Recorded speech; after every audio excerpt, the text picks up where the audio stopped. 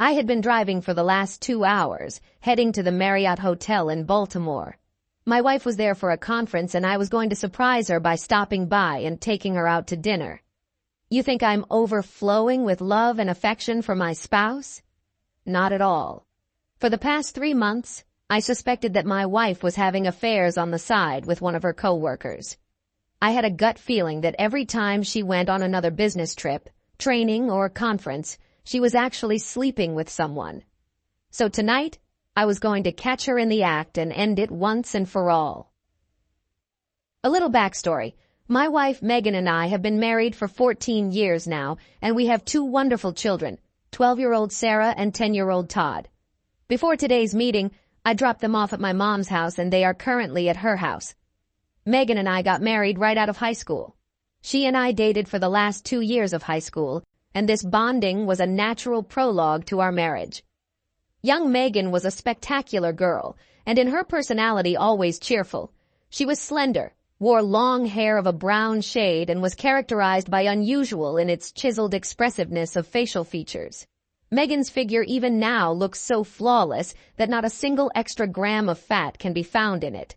In general, I always thought we had a strong and loving marriage, until about 3 months ago when I began to suspect that something was going wrong. At first it was some little things that I couldn't understand or explain. I didn't want to pester Megan with questions about it, much less confront her about it, because I was afraid of seeming somehow paranoid or jealous. The location of her work seminar today was set close enough that I could swoop in unexpectedly and possibly catch the harlot right in the act. I grabbed my business briefcase from the car and approached the receptionist in the hotel lobby. "Hi, I'm Phil Jenkins." I smiled briefly and introduced myself at the front desk in business style. "My wife Megan is here for an insurance conference and informed me that she was staying in room 214. She said I could get my key here." After tapping on the computer keyboard and checking the records, the clerk nodded and turned around to take the right key. "May I see your ID, please?" he asked before handing it to me. "No problem. Good of you to ask," I complimented, pulling out and showing my driver's license. So the key was received and clutched firmly in my fist, but I was nervous as hell as I walked to the elevator. All sorts of thoughts arose and bounced chaotically around in my head. What will I do when I catch her? What will I tell her? To both of them.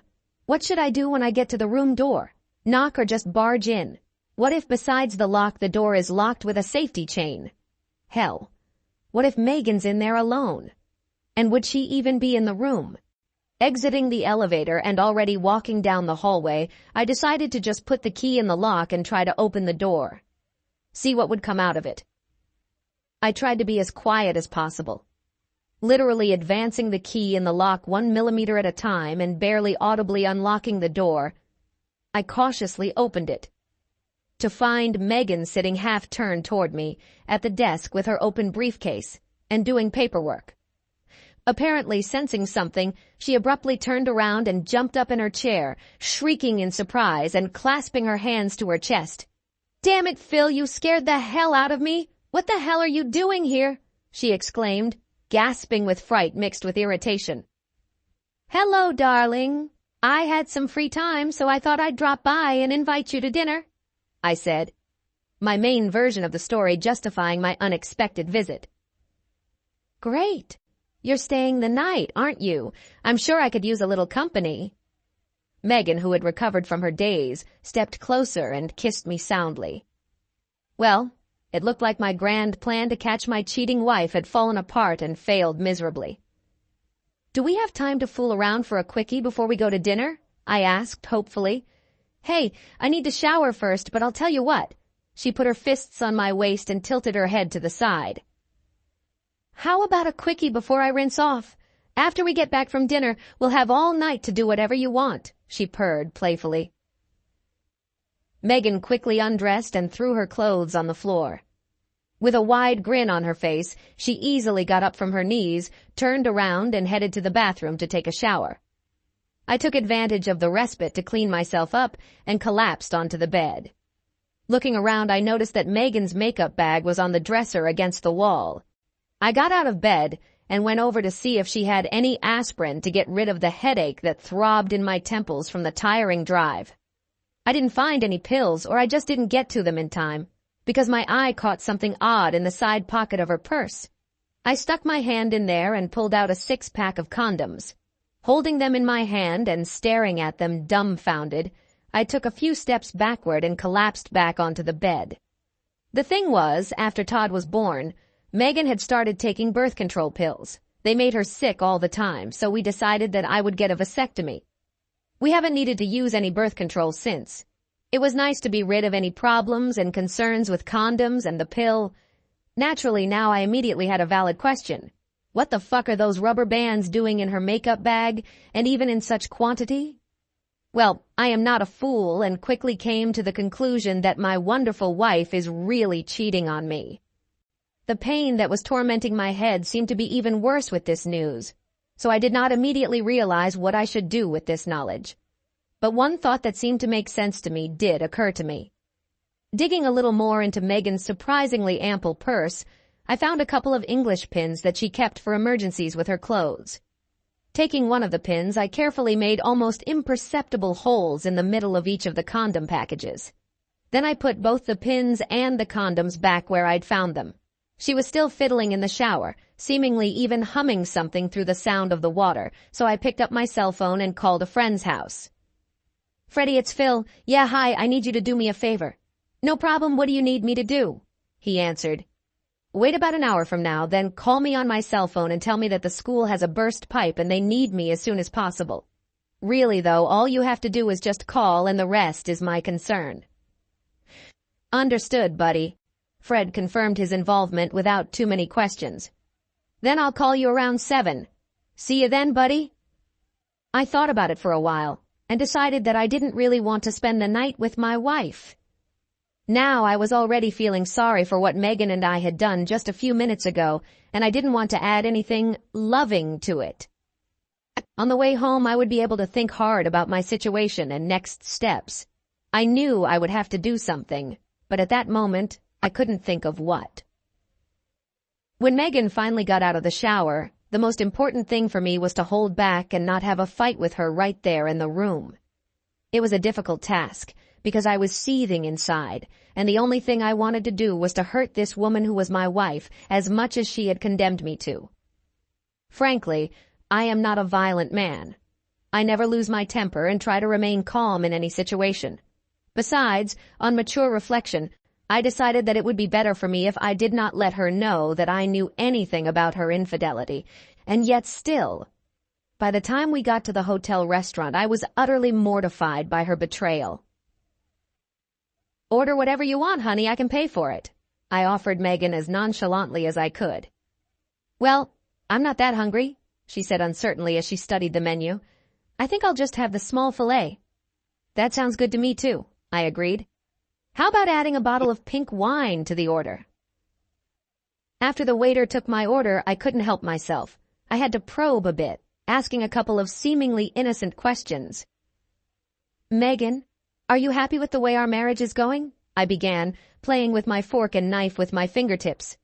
"Of course I am," she replied confidently. "I have a beautiful home, 2 wonderful children, and a loving husband. What more could I want?" "Oh, I don't know. I guess sometimes I just wonder if I'm doing everything I can to make you happy. I'm so lucky to have such an amazing wife. Sometimes I have to pinch myself to believe it's true." I had to put a smile on my face. "Oh, you silly man," Megan cooed with an elusive tenderness in her voice. "Is that why you came all this way to see me? Well, honey, I don't think you have anything to worry about. I'm perfectly happy and content, and you, for your part, are doing the right thing. I couldn't wish for a better husband than you." The waiter brought our orders, and Megan and I spent the entire dinner making small talk about nothing. Just as the plates were being put away, my cell phone rang. The call I'd been waiting for. Apologizing to Megan, I walked out of the dining room and into the lobby so as not to disturb the other diners. Holding the phone to my ear, I waited a few minutes and went back out. "That was Freddie," I informed my wife as she looked at me questioningly. "The water main at school has burst, and I honestly need to get back there as soon as possible. I'm sorry, but I'm going to have to cancel our night together." There was a look of disappointment on Megan's face, and at that moment I couldn't tell if it was real or not.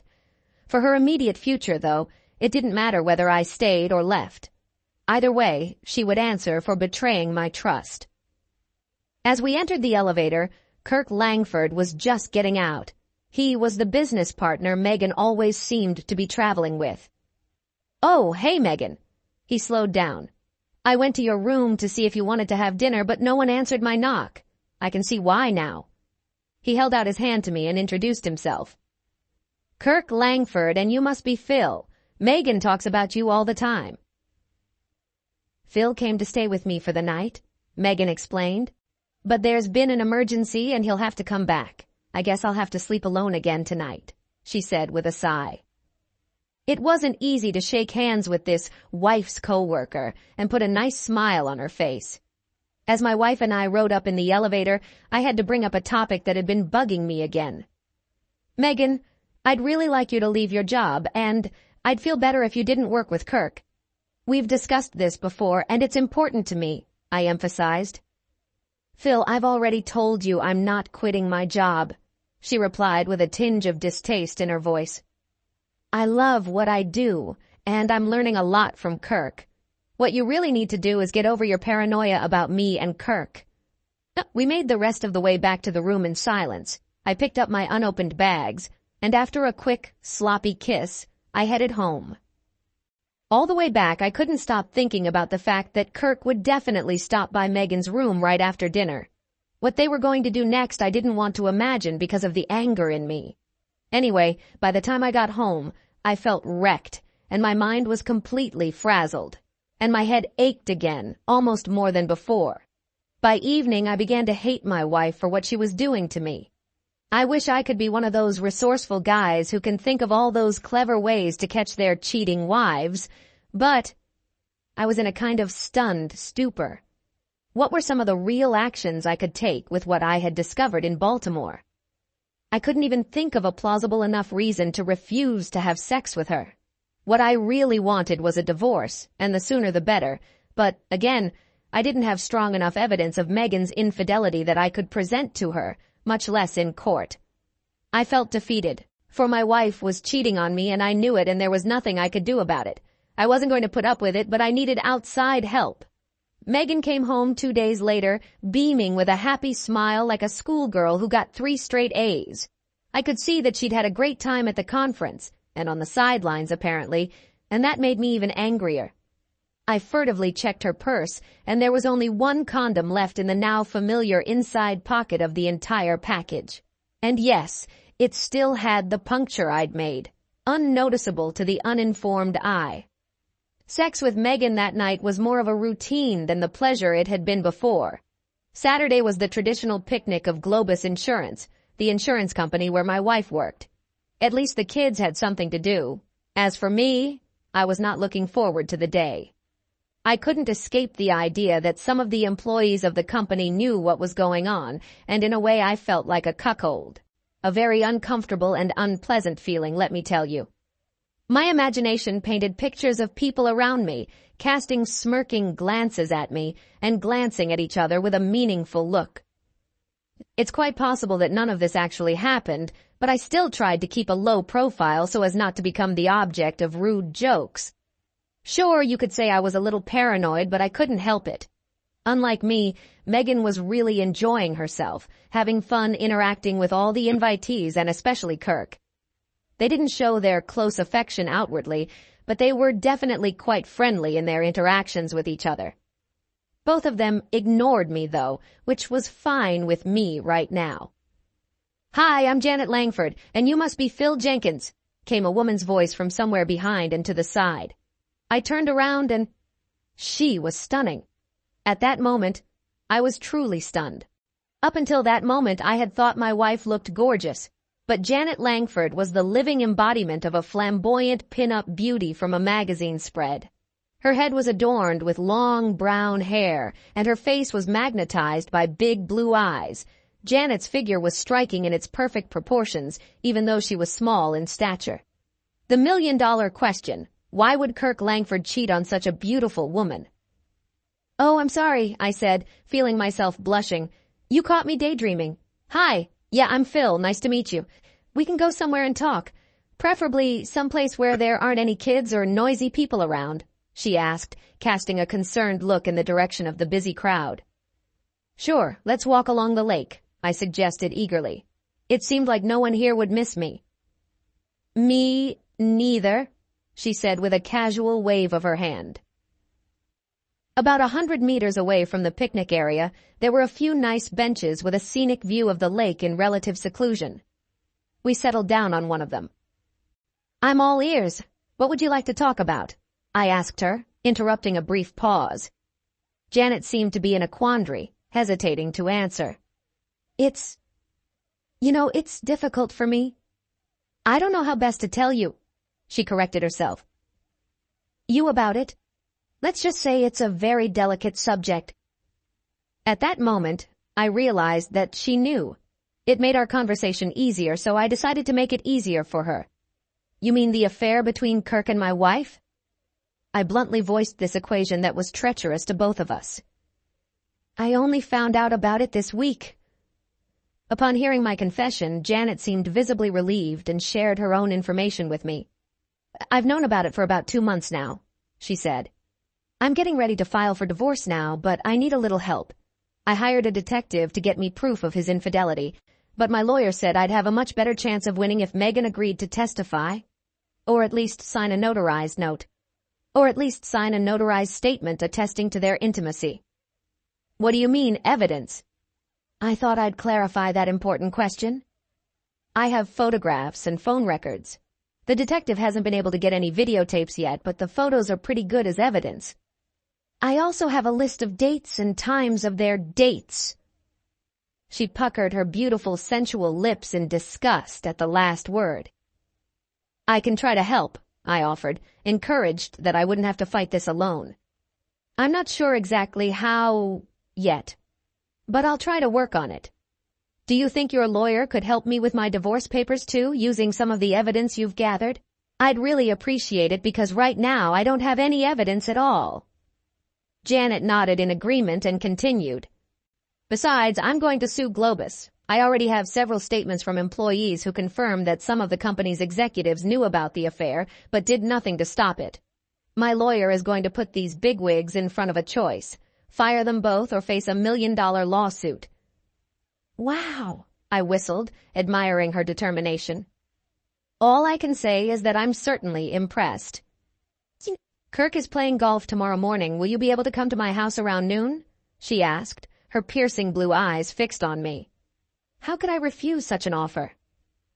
He won't be gone until later in the evening. I'll show you what I have and we can decide together what our future strategy will be.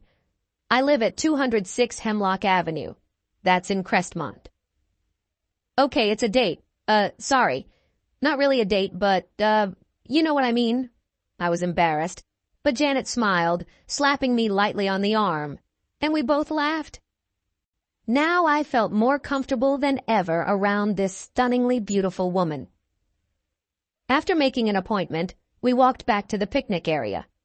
As I said, no one had missed us during our absence, and not a single soul had missed us. I felt a lot better now, though. Maybe this whole damn mess in my life would be over soon.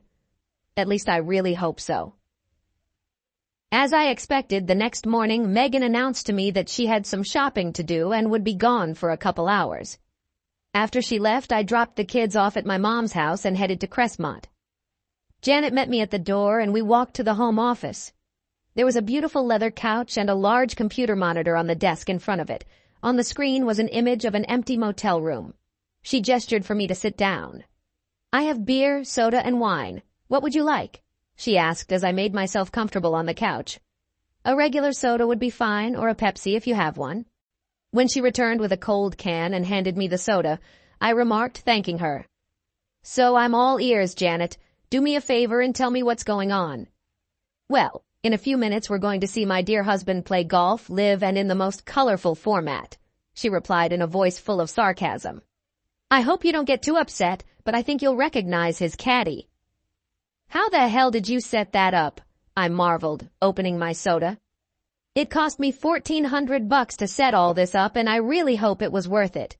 The money I spent was charged to Kirk's card, though, but he doesn't know it. Janet grinned and then continued. I expect this will last about 2 hours, so make yourself comfortable, she suggested. Besides drinks, I've got some popcorn and nachos to help us pass the time. By the way, I'm getting a DVD of the whole session, and I'd love to share a copy with you. Actually, I don't really want to watch this spectacle, I sourly grumbled. But on the other hand, I wouldn't miss it for the world. Weird, huh?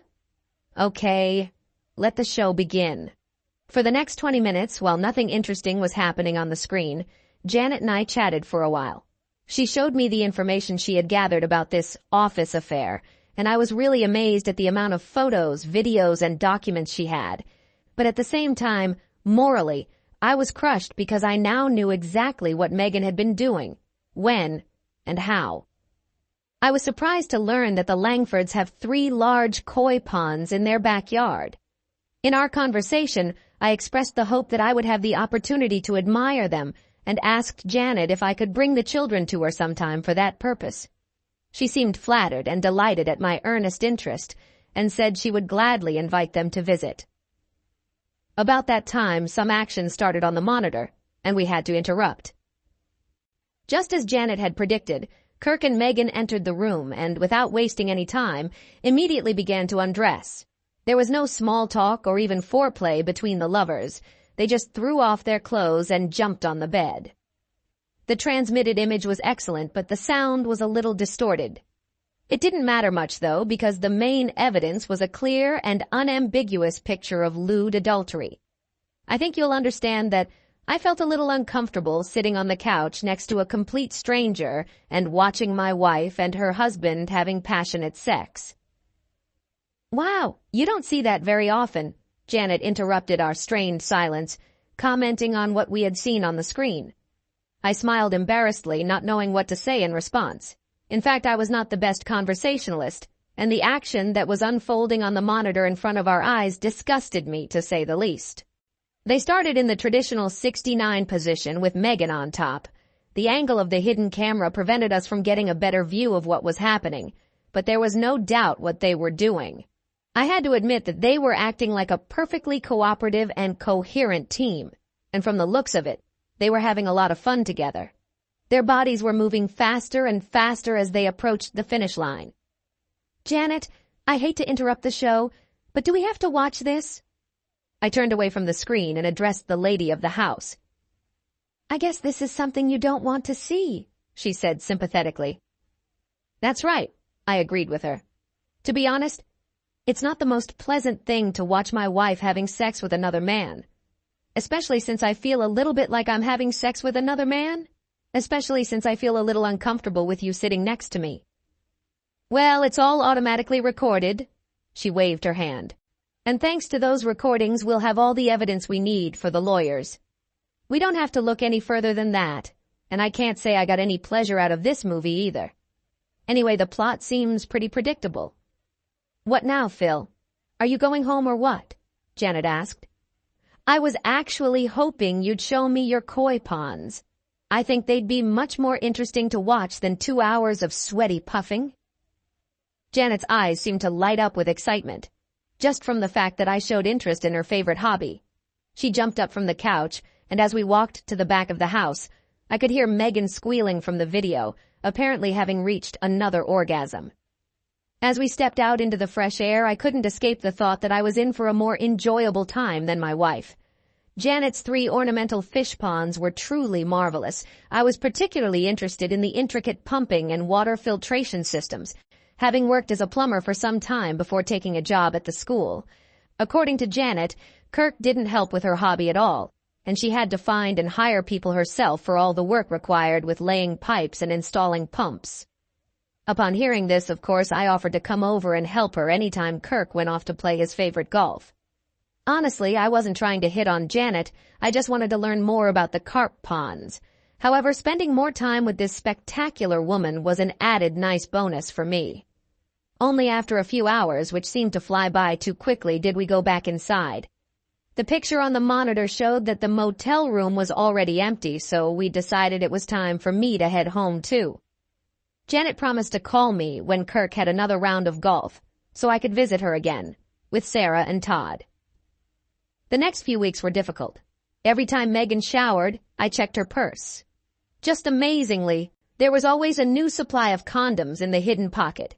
I couldn't figure out when she had time to use them all. I hooked a temporarily expropriated English pin on my keychain and used it every so often to methodically poke holes in the condoms she'd prepared while waiting for Megan to suddenly want to pay her sister a visit.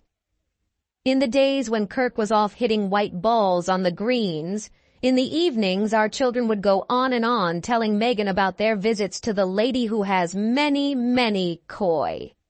But she never seemed to take any interest in their tales. Sarah and Todd showed her pictures of the fish they'd drawn themselves and talked about the names they'd called them. But Megan never made the connection between Kirk's wife and the koi owner. She seemed relieved that I could keep the kids occupied while she slept with her sex maestro. I made 2 more attempts to convince her to quit her job and stop seeing Kirk. Both times I got the same rejection, and the second one was disgusting in its form. Among other things, I had to make up all sorts of excuses not to have sex with her, to which Megan responded with several scathing barbs about my manhood.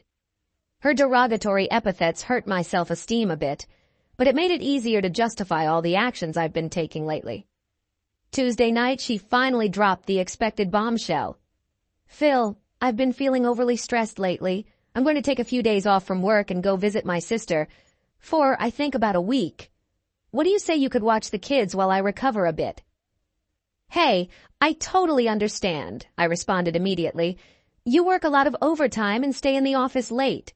So yes, I think it would be good for you to relax and rest.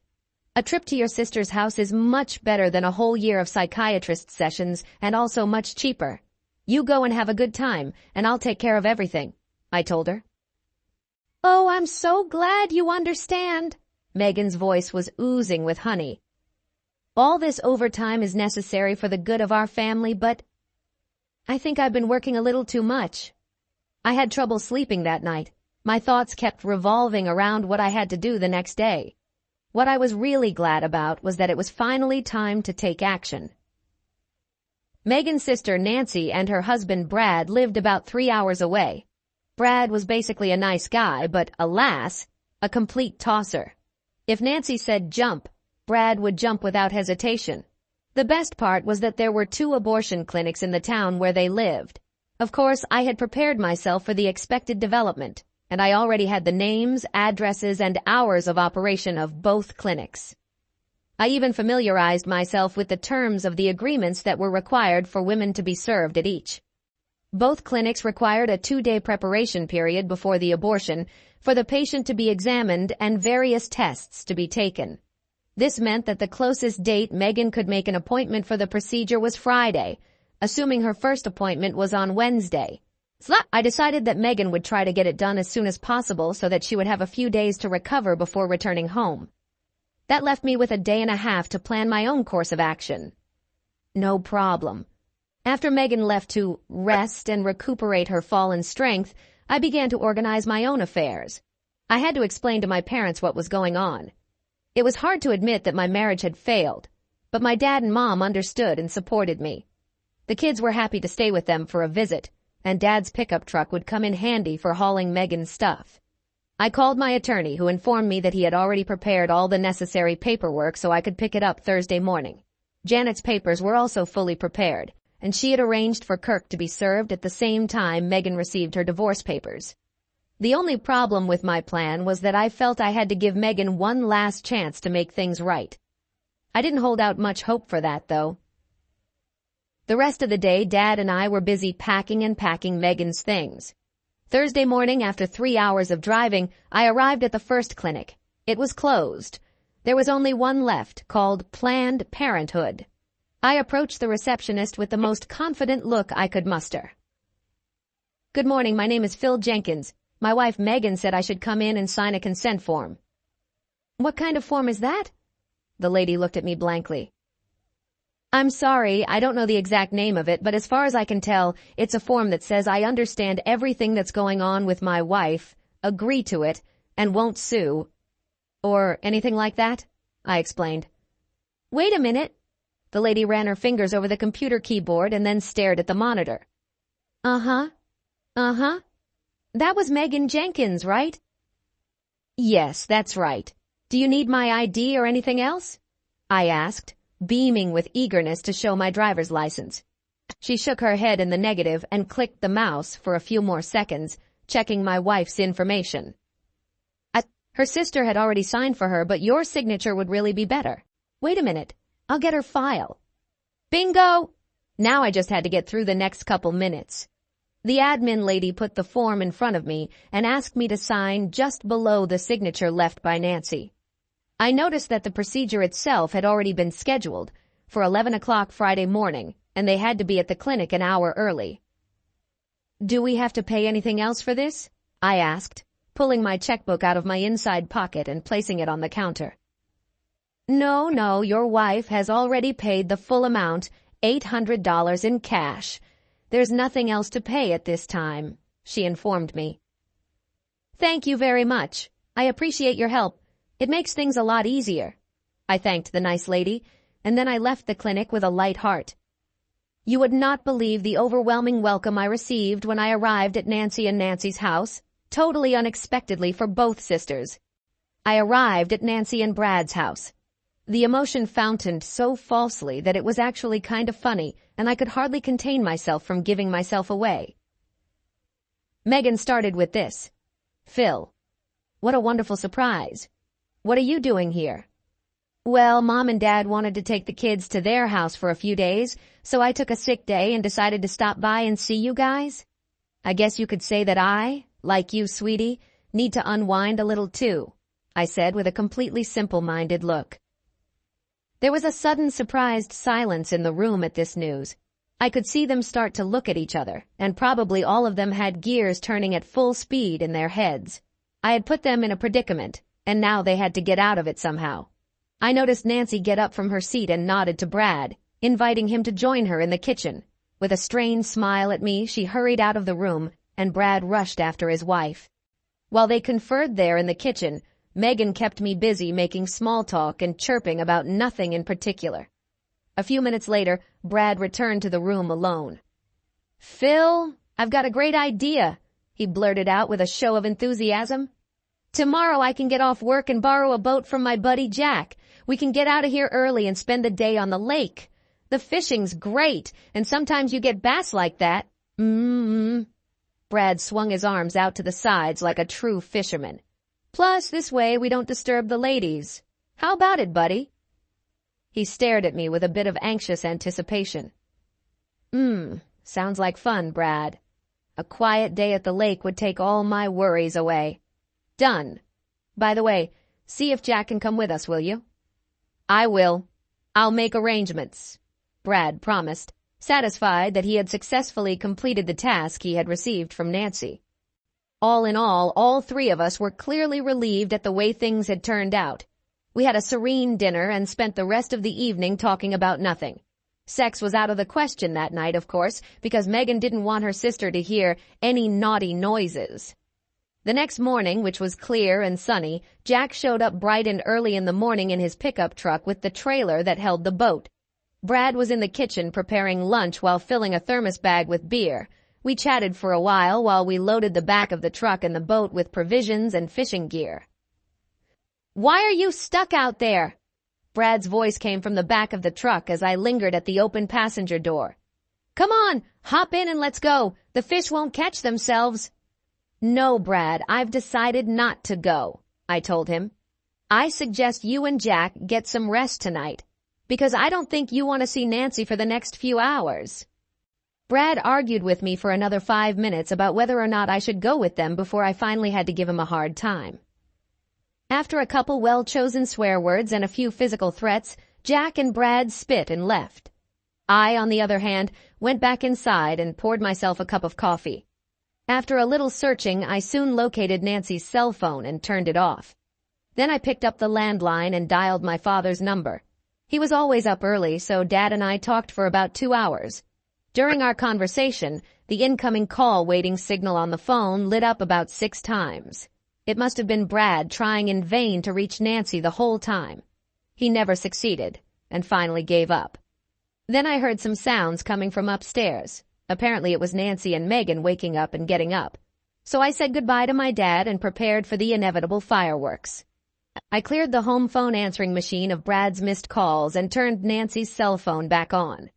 In less than 2 hours, both sisters were due at Planned Parenthood.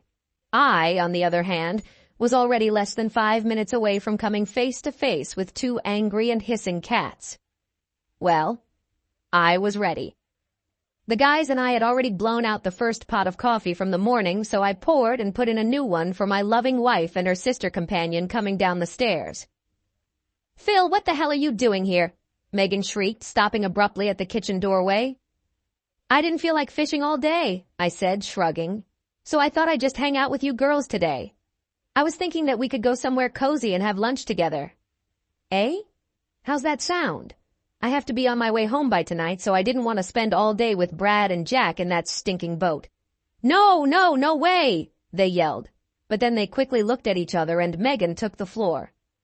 "Nancy and I have plans tonight, and we'd rather go into town alone. I mean, I can go anywhere, anytime with you, but Nancy and I only see each other a couple times a year." "Heck, you'll be here all week, Megan," I countered. "I think you can at least give me half a day since I've come all this way. You'll have the rest of the week to do your girl stuff with your sister." Nancy grabbed her cell phone and hurried out of the kitchen, hastily hitting the speed dial button on the way. Megan, on the other hand, collapsed ass down on the nearest kitchen chair, squirming as if a truck had just slammed into her spoon. Even through several walls, we could hear Nancy yelling at poor Brad on the phone like he'd just committed the crime of the century. I felt sorry for the guy, but he married her with his eyes open. "Phil, I don't want to fight about this, but Nancy and I really don't want you following us around today. We have a whole day planned out, and you don't fit in at all," Megan said angrily, her voice sounding like a storm front approaching. Okay, I held up my hands. "Tell me what your plans are for today, and then I'll decide what to do. If I don't like it, I'll do something else. And I still don't see what the problem is since you've got a whole week ahead of you here and I've only got today. Listen, do you girls happen to be dating a couple guys?" I threw in a suggestion, as if in jest. "Hell no, we're not dating any guys." Megan started to boil over. "We just wanted to go shopping and maybe buy a few intimate things. Bras and panties and sexy nightgowns. And we don't really want you hanging around and ogling all that stuff and us as we try it on." "Well, most of these stores are in the mall, so I can do other things while you're in the fitting rooms," I said nonchalantly, not intending to make things any easier for the 2 conspirators. "We'll go to the center together, and there I'll do my own thing and won't bother you. Seriously, girls, you won't have to worry about entertaining me. And when it's time for lunch, I'll take you somewhere fancy to make up for any inconvenience I might have caused," I suggested, shifting my innocent eyes from Megan to her sister, who had reappeared in the kitchen. Nancy stood in the doorway, pouring bile and glaring fiercely at me. Still, she didn't say a word, apparently waiting for Megan's decision. My wife realized she was not going to change my mind and seemed ready to give up. Finally, Megan, after playing with her jowls for a few seconds, stood up abruptly and dropped it. "I need to go get dressed," since they were both still in their house robes. As she left the kitchen with a brisk stride, Nancy looked back at me, barely able to stand in the doorway. You're a real boring asshole, you know that?" She spat in my direction. She turned and followed Megan upstairs, and a wide, satisfied smile spread across my face. After about 20 minutes of mumbling and creaking on the bedroom floor, the call button on the house phone lit up. Obviously, someone upstairs was calling someone. The clock was ticking. They had an hour left to get to the center. I tried to calculate what my next move should be. If they tried to sneak out of the house without me, I'd just follow them and make sure they knew about it. I didn't think they'd pull that stunt, though. And so, 20 minutes later, they both came down the stairs. "Okay, Phil, let's go shopping. We're ready to go," Megan announced as if nothing had happened. This was a little easier than I thought it would be. The call upstairs that I had witnessed must have been to Planned Parenthood, and I bet they had agreed to reschedule the clinic visit for another time. Since I mentioned in my conversation with them that I was heading home this evening, they probably decided that the best way to handle the problem was to just wait until I left. I wasn't trying to stop Megan from getting an abortion. but I wanted to make it harder for her. When the three of us left the house, I insisted on taking my car because I wanted to drive myself. I didn't want those bitches to leave me somewhere along the road and run off. After driving a few miles from Nancy's house, I pulled into the nearest service station I could find. In a leisurely and methodical manner, I filled up the tank, checked the oil and water levels, and wiped the windshield thoroughly. It was the longest time I had ever spent in my conscious driving life servicing my car. All the while, I kept glancing at the sisters squirming in their seats. They were seething with anger. So my plan was working, and in the best possible way. When we got to the mall, I parked farther away so we could walk around properly. Once our little group was inside the mall, I pretty much left them alone. Even though I kept an eye on them from afar, I didn't care at all what they were doing or what they were buying. They didn't seem to be having any fun. They spent most of their time talking emotionally and gesticulating nervously. The conspirators did buy a few things, though, just to show me that they were shopping. I tried to stay in the shadows, but at the same time, not let them out of my sight. Definitely the heated discussion between the sisters was about something serious. As we maneuvered through the mall, the clinic appointment time had passed, so I had managed to briefly delay the inevitable. Of course, I realized that Megan was going to have the procedure anyway, so I wasn't going to interfere with things any further. Shortly after noon, Nancy and Megan returned to the center courtyard of the mall, where I had made an appointment for them to meet at the end of their shopping spree. We had lunch at a cute little restaurant called Olive Garden and got home around 2 p.m. There wasn't much conversation on the way home and during lunch as well. I tried to hold back but smiled to myself the whole time. I knew those two bitches hated me right now, but I didn't care. What a wonderful feeling. After lunch, I grabbed a couple beers from the fridge and relaxed on the couch. Soon, Brad finally came home from his fishing trip and was immediately subjected to a verbal and profanity bombardment from Nancy that lasted at least half an hour. Unable to withstand such an aggressive attack, Brad struggled to slip out the door and disappeared for a couple hours. He came back for dinner. When I saw him, I thought for a second that the poor guy's face had flattened a little and his ears had curled into tubes after his unequal verbal battle with his wife. But perhaps, in the twilight, I only imagined that. After the girls finished with the dishes, I asked Brad and Nancy if Megan and I could talk privately in the kitchen. Nancy gave me one of her mocking smirks, and they both retired to the living room. I could tell by the look on Megan's face that she was still upset about what had happened that day, and in that state of mind, it wasn't going to be easy for me to connect with her. First of all, Megan, I'd like to ask you one more time. Would you please, I emphasized insistently, quit your job and stop seeing Kirk Langford? Her cheekbones tensed as Megan clenched her jaw, seemingly just barely able to keep from punching me.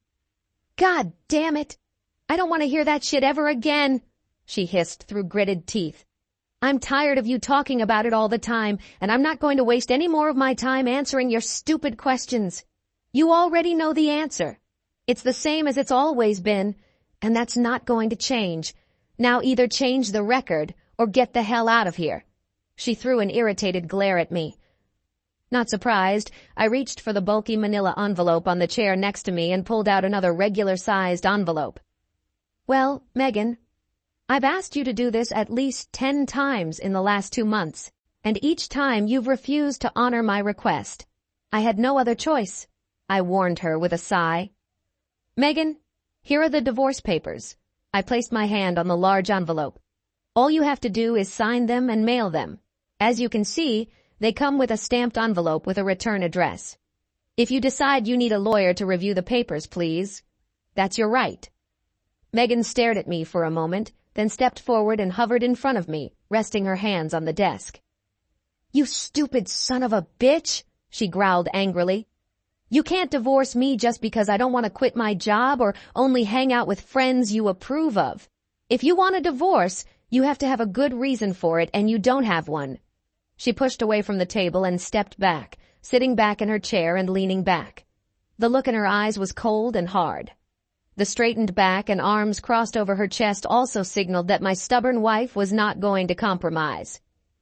I think it's time for you to come home and get a grip, she continued. I'm your wife, and I'm not going to leave my home and family just because you don't like where and with whom I work. Well, then it was time to counterattack. Megan, why did you come to visit your sister this week? I asked in an even voice. What a witty question. She snickered. You know why? We discussed it before I came here. It was a lie, and you know it, I said in the same measured way. So what was the real reason? Come on, tell me, since you're such an all-knowing son of a bitch, the liar sneered again. Megan, why did you and Nancy go to Planned Parenthood on Wednesday? Looking her in the eye, I laid out my first trump card. The kitchen was suddenly very quiet. My favorite wife seemed to shrink a little and began squirming slightly in her chair. Some of her bravado seemed to be gone, too. I don't know what you're talking about. She mumbled a few tones lower. I leaned over the table, bringing my face close to hers, and asked in a quiet, grim tone. For what purpose did you pay Planned Parenthood $800 in cash? Bams! And here comes blow number 2, which seems to have resulted in a bit of a knockdown, for there was no response at all from the other side of the table this time. Megan seemed to be looking in my direction, but her gaze seemed to be fixed anywhere but on me. It was obvious that she was feeling quite uncomfortable right now. I could even hear her swallow, as if she had something unpleasant tasting stuck in her mouth.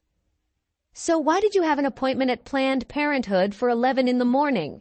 What exactly were they going to do for you for the $800 you paid them? I continued to press Megan, giving her no time to breathe and make up new lies. God damn it, stop bugging me about something you have no idea about. None of your damn business why I was there or what I was doing. The wife's anger flared up, causing her to raise her voice. Megan, Planned Parenthood does abortions. I countered her attacks with my knowledge. You know it, I know it, and everyone in this town knows it. And since I gelded myself for your convenience a long time ago, why on earth would you want an abortion? I don't think your surgery went as well as you think it did, she said. Maybe you should get yourself checked out. In response, I pulled out another envelope waiting for my turn. Here are 3 lab reports. 2 months ago, 1 month ago, and last week. I only shoot blanks in bed, and I have all the paperwork to prove it. Now, Megan, you want to show me the Planned Parenthood report that says you're not pregnant? You son of a bitch, she snapped, unwilling to give up even in the face of the obvious and undeniable facts. But it still wasn't enough to justify a divorce. Why the hell don't you just admit that you've been messing around with Kirk Langford for the last 6 months and be done with it? We're both adults and we know what was really going on, and you continue to blatantly lie and twist. I couldn't take it anymore, and this time I snapped. Because you have no proof that I did anything with anyone but you, she cut me off. And anyway, I don't want to sit here a minute longer and listen to you rant about something that never happened. So you never had sex with Kirk Langford? I said no, she exploded. I'm your wife and I've only had sex with you. Then how the hell did you get pregnant? Did the Holy Spirit descend upon our sinful earth for the first time since Jesus and bring about the second immaculate conception? There was a heavy silence between us. A nervous Megan bit down hard on her lower lip, her eyebrows pulled together, and an anxious crease appeared on her tense forehead. There was no way she could answer that question without incriminating herself. I pulled a stack of photos out of my trusty manila envelope. 6 colorful photos of Megan with Kirk appeared on the table. Her face was pale now. Did you sleep with him? I asked a new question. There was no answer, so I laid out on the table a solitaire of 6 more pictures of them making friends with their bodies in different positions. When I put another stack of pictures on the table, she couldn't take it anymore and started yelling at me. Stop it, goddammit, enough! Okay. I see you've been spying on me, Megan snorted with venom in her voice. I would have thought she would break down and be ashamed of her betrayal, but no such luck. I was the main accused again. You're a sneaky son of a bitch, you know that? She attacked me angrily. If you knew something was going on, why didn't you just stop it like a real man? No, all you do is snoop around and take pictures like some dirty pervert. I'm sick of your pathetic whining. Just then, my cell phone rang and I picked it up off the table. Dad, hi. Okay, 10 minutes will be just fine. Thanks for calling. As soon as I disconnected, she immediately blurted out, "What's this all about?" "It means Dad's on his way to bring your stuff here to Nancy's. He should be here in about 10 minutes. By the way, our house has new locks. If we forgot to pack anything, just let me know and I'll pass it on to you." Megan's face turned into a frozen mask and she stiffened in her chair, unable to utter a word. I pulled something else out of the same envelope. "Here's the papers on your car. I signed it over to you. Here, in this envelope, is half the money from our bank accounts, somewhere around $1,200. Pushing the envelope with all the papers to the other side of the table, I continued. "About the kids, here's my proposal. You'll have the right to see them once a week. Once a month, I'm willing to let you stay in the house overnight, provided you make a written statement about your relationship with Kirk Langford and have it notarized. Oh, I almost forgot." I put my thumb up. "I still have the DVD I didn't get a chance to show you. It's a tape of you and Kirk's visit to the Scandia Motel on May 10th. The video is 2 hours long and it shows you two tumbling around and doing all the things in these pictures." Gathering all the pictures from the table into a stack and waving them in the air, I said, "Just so you know, I personally didn't take any of them. I really didn't care what you did with him. I just really don't like being made a fool of. One last thing. I'd like to leave you this souvenir, a memento of our former love." I took the English pin off my keychain and held it out to Megan across the table. "What? What the hell is that?" she mumbled, staring at the little object glistening in my palm like it was some kind of disgusting insect. "That, sweet wife, is the pin I've been poking little holes in all your condoms for the last 2 months. I wonder if you know that you've used 48 rubber bands in the last couple weeks alone? Apparently, old Kirk has been getting more sex from you than I ever dreamed possible. He's a fucking lucky man." "You pathetic little weasel," she shrieked. That's the most fucking disgusting thing I've ever heard of. You really are a filthy bastard." "No, honey, the most disgusting thing is sleeping with some asshole you're not married to. I may be a bastard, but you're the ultimate cheating whore." Outside the windows, I heard the sound of an approaching car. Rising from the table, I tossed the English pin that had played its part on top of the manila envelope with the documents and photo. "Now, if you'll excuse me, I have to run. I see Dad just pulled up to the house. By the way, in case you haven't noticed, you never apologized for what you did, and you never apologized once. I don't think you deserve to be my wife. Goodbye, Megan, and enjoy your abortion on Monday." When I finally walked out of the kitchen, the sounds of her sobbing came from back there. Nancy rushed out of the next room like a sow hen to comfort her sister, and Brad followed me out onto the porch. "What the hell are you doing, man?" he exclaimed, grabbing my arm. "You two have been married for 14 years. You can't throw that all away over some misunderstanding." "A misunderstanding? Brad, do you know the exact reason my wife came to visit you and Nancy?" I asked him sarcastically, carefully releasing my sleeve. He stared at his feet for a few seconds as if pondering. Then he looked up at me apologetically. "I'm sorry, Phil. Let me help you unload the truck." It took us about 10 minutes to unload the truck. Megan's wailing and sobbing had been going on and on from the kitchen the whole time. I didn't know what she was crying about, and frankly, I didn't care. Epilogue. Kirk and Megan were fired from Globus the following week. Megan refused to sign the affidavit. However, her lawyer said he had a strong enough case for trial without it. After leaving Nancy and Brad's house, I never heard from my loving wife again after that evening. She didn't even show up to visit the kids. They didn't seem to mind and didn't miss her much as they had developed a good bond with Janet. We spent a lot of time together, basically as one big sociable family. During this period, Janet and I didn't have sex or even talk about it. We weren't going to do anything that would jeopardize both of our divorces. The kids and I learned a lot about Coy and had a great time watching them. Finally, 4 months later, Both divorces were officially finalized. Megan never fought the inevitable, but Kirk went down, kicking and screaming loudly. He lost his house, all of his monetary investments, and was eventually forced to pay large monthly alimony payments. A few days before Christmas, Megan did show up on our doorstep with gifts for the kids. I was polite to her and didn't do anything to spoil everyone's holiday cheer. She stayed with us for about 2 hours and then left as quietly as she had come.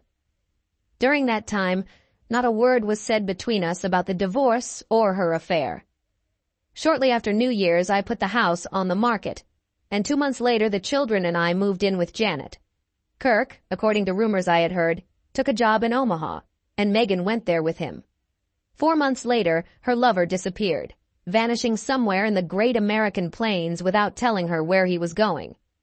Megan returned to Nancy after Brad left for Alaska, where he found a well-paying job on an oil pipeline. After a couple more months, Nancy received divorce papers in the mail. I'm sure these two sisters are great company for each other. Janet and I are very comfortable with each other. She adores the children, and they respond to her with their genuine affection. We are planning to get married in June and are preparing for our honeymoon every chance we get. We also remember the wise adage, life experience is the best teacher. He charges a lot, but he explains it clearly.